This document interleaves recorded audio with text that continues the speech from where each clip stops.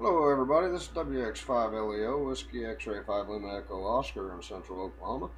Today we're going to be doing an open box review of the Radioddity GD77 dual band DMR. So stick around and you guys will get to see how it works, and I'll give you some of my personal opinions and facts and so on and so forth. Enjoy the video.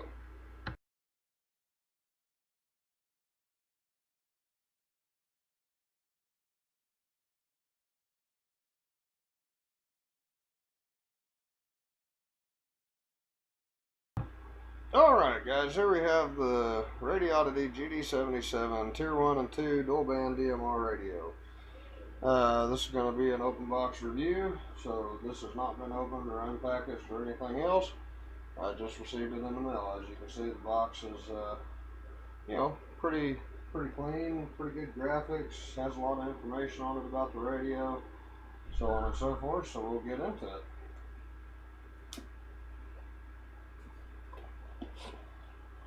Alright, opening it up. I don't know if you guys can see. Let me zoom this camera in just a little bit.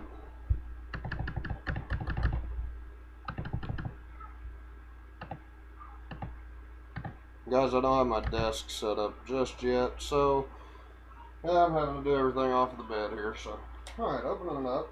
We have the radio here wrapped real well and in this plastic case. Fits quite good. Obviously, there's no battery on it. Let's see. Okay, so as you can see on the back of the radio here, it gives you all the information.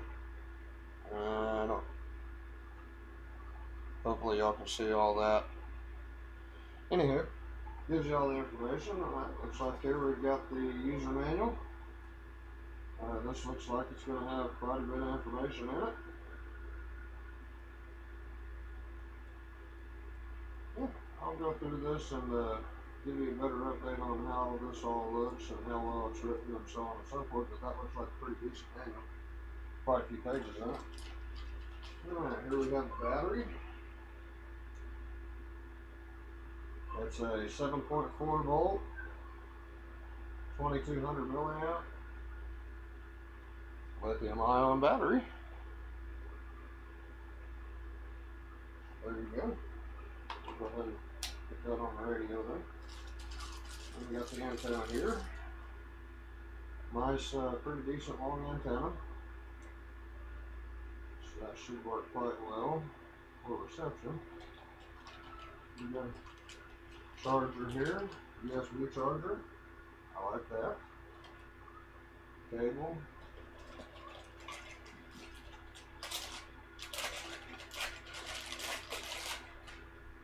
And the charger dock. Surprisingly enough, that looks a whole lot like the charger for the TYT MD380. Hopefully you guys can hear me okay. Then we got a belt clip, programming cable, programming software, and the screws for the belt clip. So, package is quite nice, comes with everything you need to get this radio on and going. Out of the box, it does have a charge. It's not fully charged, but that's to be expected. And to show you guys that it is dual band, I'll get this thing in camera view here. If it'll show it. It may not. There we go. Trying to do this and watch the computer at the same time is rather difficult, guys. You can see it's got 437 and 145. There we go, finally. So dual band DMR radio. Alright, I'm going to go and play with the programming software on this thing for a little bit, get it programmed up, and I'll be back with the testing. We'll get on some DMR nets and see how well it works. Okay guys, I'm back. This is WX5LEO again. I'm back with the Radioddity GD77. This has been programmed now, at least to some point. So I'm just going to do a little bit of a demo for you, both on analog and DMR. As you guys can see here in the background, I have a Bofang repeater set up. So it's hit or miss whether or not it works very well. So just bear with me. I may have to come back and do a later video portion with my actual repeater hooked up. It works a whole lot better. So let me just go ahead and call in and see how this works. 103 Central. Central, go ahead, 103. Central, just doing a radio test. Testing 1, 2, 3, 4, 5.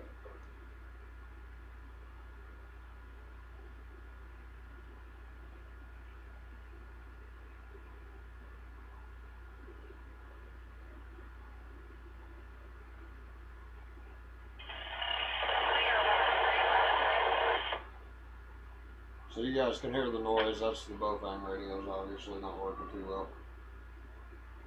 Anyways, so it works. 103 Central, clear, thank you.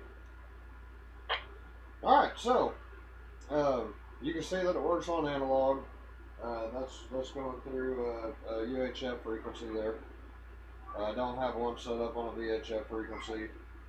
I guess I probably could do that later on too, but anywho, I'm going to switch back over to the DMR side, digital. Well, there you go. That's on 3100, the bridge network. I'm going to try to get over to 311 here. Bad part about it is you know, all these talk groups are on the same type channel here, so you know, it'll pick up bridge if you're on 310, 311, so on and so forth. I'm not real sure why it does that, but let me see if I can get a break here, and I'll do some testing with it.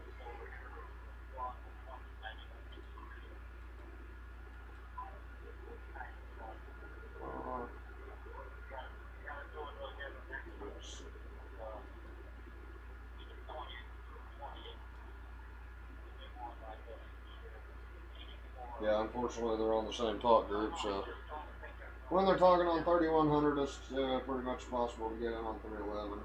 Not real sure why. And 5OS TWX 5LAO.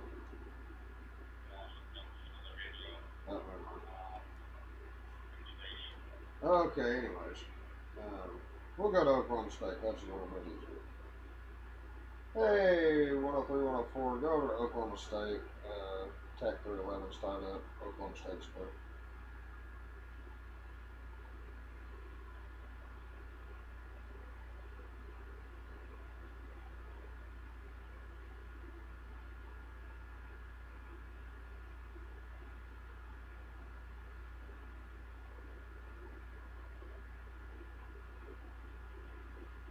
I want to know if we're really clear on traffic.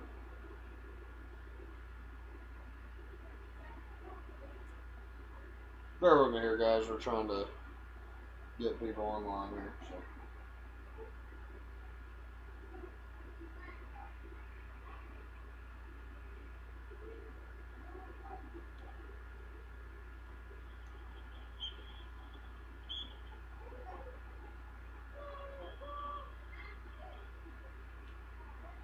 Yeah, and 5OS TWX 5LAO, Oklahoma State wide.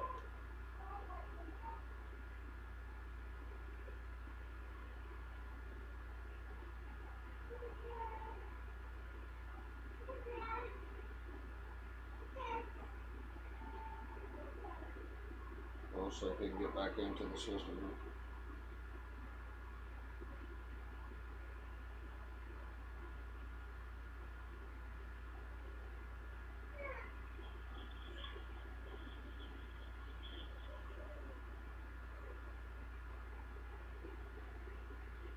Okay.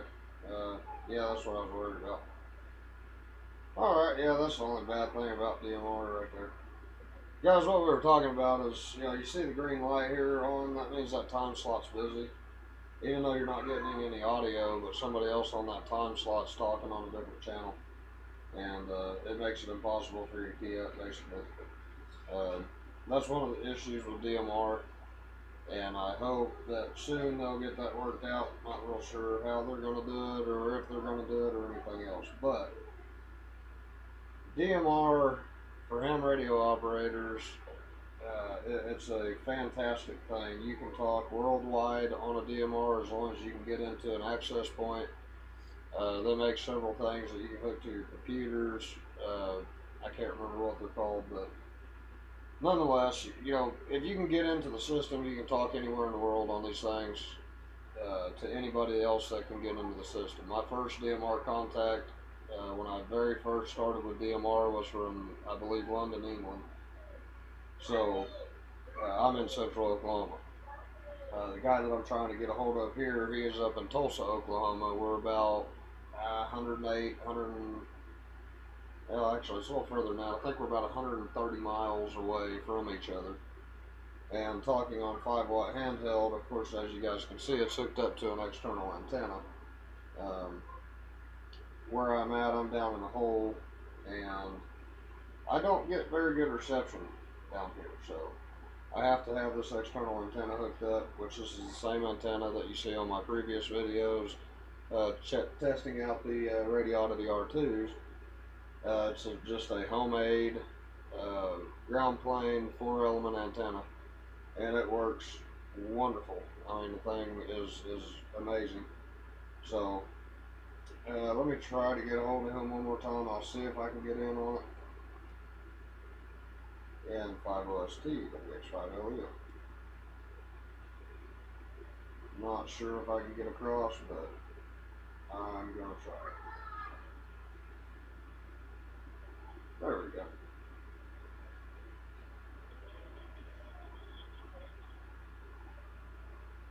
Yeah, go ahead and holler back at me, Paul.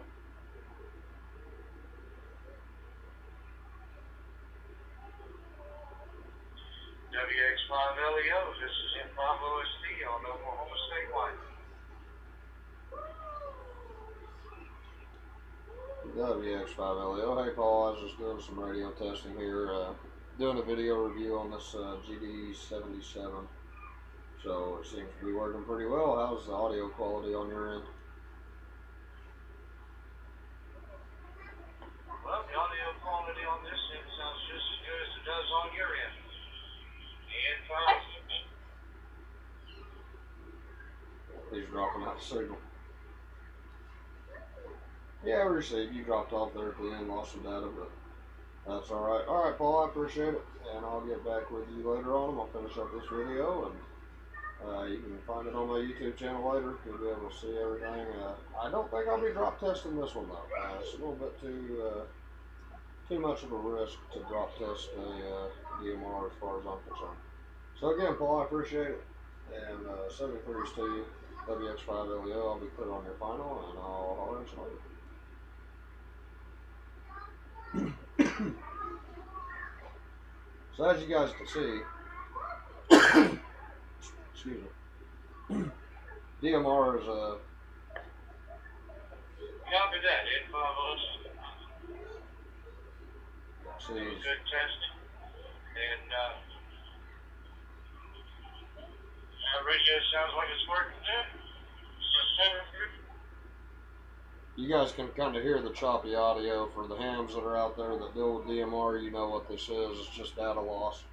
Basically, from what I understand, everything with DMR runs through the internet. So you're going to have some loss there. And, you know, you have loss with your radios as well. If you're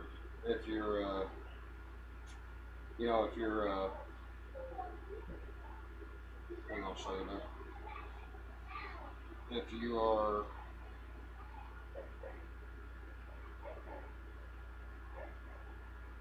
talking about on here or on the radio?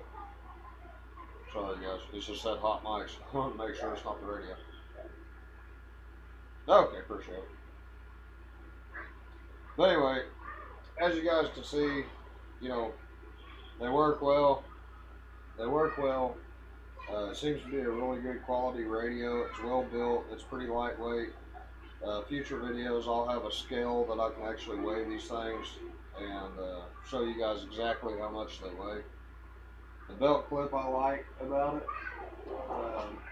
I haven't got it put on yet, but it's actually a movable belt clip.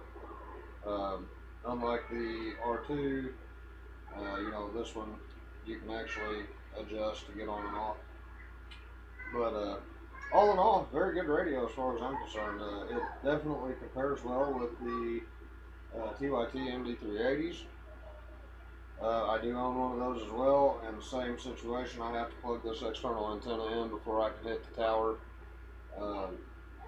But the tower is quite a distance away from me. I believe it's about 30 to 35 miles from me, if I remember right. So it's not uncommon for having to have a better antenna than just a rubber duck to be able to get into something that far away. But if you have a DMR repeater that's 10 miles away from your house, without a doubt, you're going to get in with this radio. The programming on it was actually very easy. Surprisingly enough, if you know your color codes and your time slots and things like that, and your frequencies, you're not going to have any issues programming this. Of course, there are resources out there where you can find out that information. Me personally, I didn't know it, so I just pulled up my TYT MD380 file and copied off of it, and got this radio programmed relatively quickly. So, I have not looked at all the features on this thing yet. I do know that I've got the button set for scan, on and off, and then this one here changes my zone. This one up here will go from repeater to no repeater. It is just there we go. So I can go over here to analog, and I can talk all day just on receive, and I won't go over to my transmit. So just the talk around option, it kicks it off of the repeater. So I mean, that button's programmable like that, where I can go back over here, and then I can come back onto the repeater. But as you guys can see, it works. It works well. I think I'm going to get a lot of use out of it. I'm going to like it quite a bit. Again, the software was easy to work. Radio is pretty simple, pretty easy to understand. Your user manual has quite a bit of detail in it. It tells you how to, operate the radio, so on and so forth. And the best part about it, guys, is it's all in English.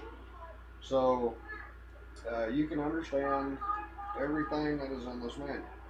I was highly expecting this to have a English or English version, and then either Chinese or Spanish or whatever.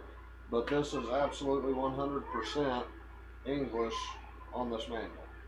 So props to Radioddity for that, and props to the radio as well. So guys, I hope you enjoyed the video. Unfortunately, you're not going to get to see me drop this one on concrete from 5 feet. You don't want to do that with digital screens and things like that. They tend to break. I'm not going to put this one through that. I like the radio too much, so I don't want to break it. Just be careful with them.